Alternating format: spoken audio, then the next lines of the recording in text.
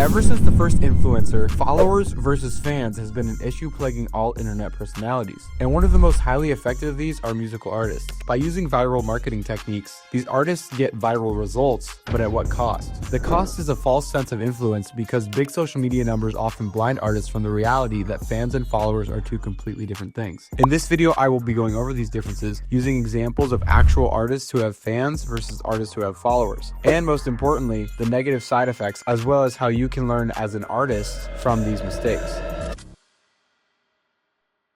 Ice Spice is a great example of someone whose follower count most likely heavily outweighs their fan count. This is because, well, most people on her social media pages are not really there to see what she is up to or what new music she released, and more to see, new photos or videos she posted. If we look at a good friend of hers, Pink Pantheress, she is often playing at similar sized venues to Ice Spice, even with a gap of 9 million followers. This is because Pink Pantheress relied heavily on her art to blow up, using the internet to showcase it, growing a fan base through people that enjoy her music. And while don't get me wrong, I think Ice Spice makes music people can vibe to, she's also heavily relied on selling herself with her songs, as well as viral internet moments. Not to mention Pink Pantheress has surpassed Ice by almost 2 million monthly listeners. But the question is, does Ice Spice even care if she has a fan base? If she is seeing success, why change her methods? Well, this is now becoming a problem for Ice, and for all the wrong reasons. By using her body as a marketing tactic, unfortunately when there are changes to this body, healthy or not, she will receive hate for it, which we are actually seeing with her right now. And when people start hating on her body, one of the main marketing tactics she has used to stay relevant throughout the years, that will knock down a big pillar in her marketing strategy. The problem here is her own body lacks privacy. I in no way support this backlash, as this can not only affect her negatively for different health reasons, including body dysmorphia, but other women seeing someone receive this much backlash for losing weight may share similar side effects, which only supports the negative stereotypes we have around these topics. The worst part is, this isn't even the most recent example of this problem. But before I get to that, I want to talk about merch.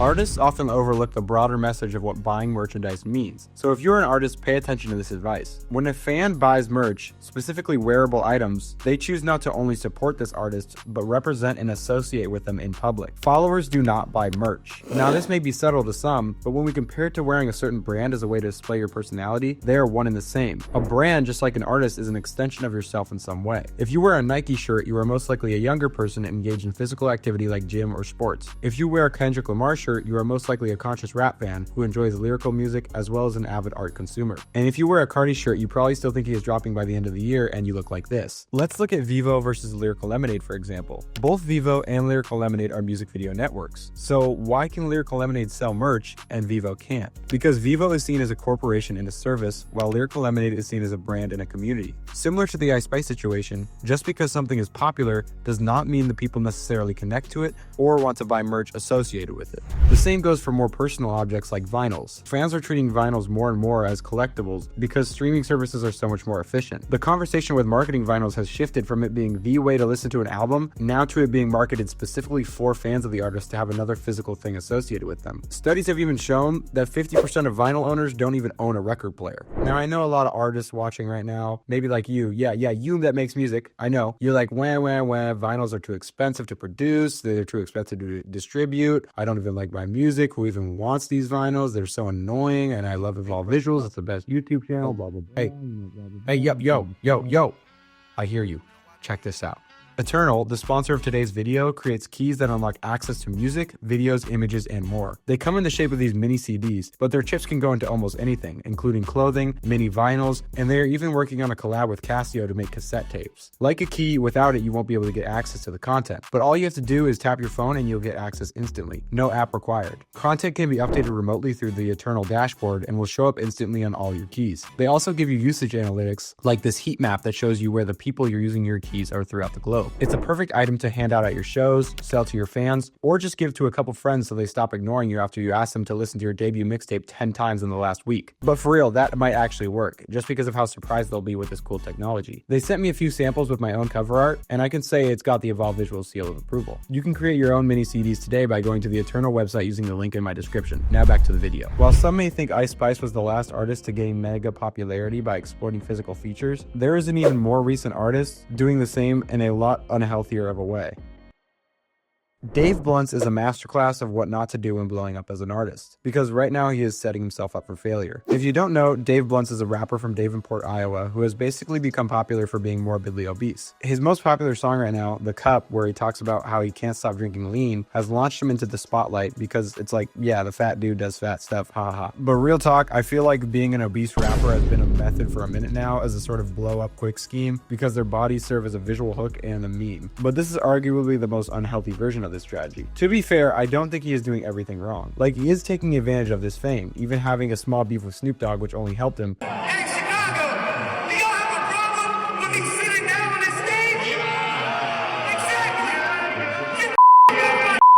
Snoop Dogg. That was funny. Go ahead, little homie. Big homie. Do your thing, cuz. I ain't with you. Have your fun. But if he keeps this up, it may not just be bad for himself, but his career. Now, why would this affect how many actual fans he has? The best way to put it is, the memes about him are getting more recognition than his own posts. When you are known for one thing, especially when it's just a big meme, you won't be taken seriously. You'll be seen more as a spectacle and a joke than a real artist, especially when he can barely perform due to his weight. Now, I don't know how much sitting on stage is just another marketing tactic and how much it is actually for his health, but sitting on stage is another reason why he got to where he is right now, especially because that's what got Snoop's attention in the first place. He does have a few other songs that have over 1 million streams besides The Cup, but I feel like unless he starts to really prioritize his health, other facets of his career will be affected tremendously. Unfortunately, there is also another side to this coin. If he does lose lots of weight, similar to the Ice Spice situation, along with the weight, he loses his most successful marketing technique. And that's why by using something so complex and critical to basic human survival as your body to launch yourself into stardom can severely backfire. So I hope soon he starts to try and shift away from using his body as the main way to get more numbers. He may still draw in large crowds, but how many of those people will actually know the lyrics, and how many are just there to treat him like some sort of circus act? This might sound like there is no hope to authentically blow up, but I want to talk about an artist who has more fans than Blunt's, but roughly the same social media presence. I made a video about Lazer's overall aura and brand, so check that out if you want. But the reason Lazer was able to get more fan per follower return than Blunt's is because his main marketing tactic was his personality. Using your personality and music as the main way to expand your audience is quite possibly one of the best ways to do so. Because by doing this, people see you as not just an artist, but a human being, building a deeper connection with the fans. He is just overall a fun guy that doesn't take himself or his music too seriously, which is what a lot of people want to see. Cardi's influence is undeniable in this. With all his mysterious aura, smaller artists are seeing it as a way to become successful, which does work, but Lazer's strategy will be more authentic and connecting any day of the week compared to another mysterious rapper in the underground. Everything from his wholesome interaction with Nardwuar, his funny internet moments, and his unique sound have all gotten him to not only have lots of followers, but lots of fans. Blunt's may have gotten more viral than Lazer has so far, but Lazer's unique brand will outlast artists who haven't taken the time to strengthen their own. So we have determined how different artists get numbers compared to supporters, but what's the solution?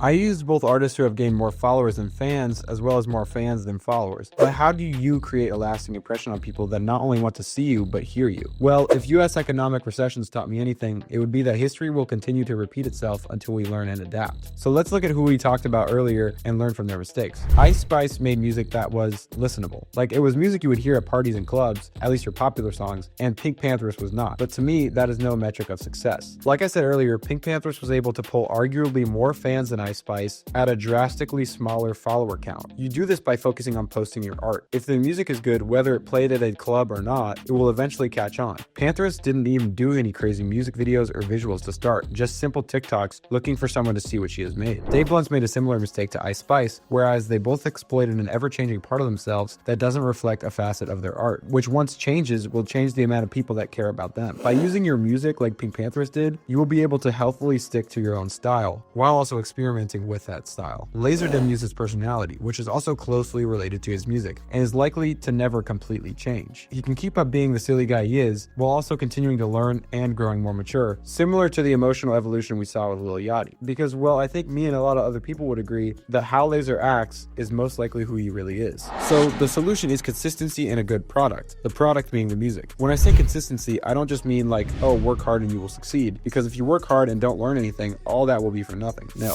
I mean consistency in your identity as an artist. But Ice Spice and Dave Once both have had a consistent brand in their artistry. So it's not just about consistency, but also connection. You need to make something that people won't see as a joke, or at least people will connect with. Have a consistent and connecting brand that does not exploit shock factor or rage bait, but instead that goes hand in hand with your music and your art. Try to post your music while staying on brand to your visual and sonic identity, and slowly but surely, if your music is any good, you'll get more followers. And a majority will be fans because you took the time to get people that not only like your content, but your music as well. Some people will say it's just numbers on a screen, but these numbers can represent a lot. Are they people who care about my music? Are they people who are expecting me to keep doing copy-paste small artist content? Do these people just want to see me shake some booty? No matter what Drake may say, each one of these numbers are real people that found some sort of connection to either your content or your art. And at the end of the day, you need to ask yourself, is your goal to create art that outlasts you and connects to people on a personal level? Or are you more focused on creating entertaining content and going mega viral? It is an ever-swaying teeter-totter of art versus content, and you get to decide how you balance it. The followers versus fans problem represents a bigger issue in the industry of labels and artists losing the artistic vision, focusing more and more on getting the highest numbers in any way possible, no matter how many of these numbers actually care about the music or the artist producing it. There are lots of ways to get a following, but a fan base is authentic. To acquire one, you need to prove your persistence, consistency, and passion. Once people recognize that you stay true to a similar sound, genre, and visual identity, they will connect and shape into actual fans of your content and music. So find a style you connect with, stick with it, change styles if need be, and once you find success, expand that style through different mediums. Merchandise, mini CDs, link in description, visuals, live shows, etc. Continue to adapt, and most importantly, keep evolving. That's really the end of the video, but if you're still here, I wanted to shout out my Instagram real quick, because I'm going to be completely rebranding it in the new year. So follow that, link in description. If you are an artist who needs affordable cover art, check out evolvisuals.com in the description. It's super easy to order some custom cover art, flyers, or track lists just by filling out a quick form, so check it out. So yeah, thank you for watching. Thanks to Eternal for sponsoring this video, and keep evolving.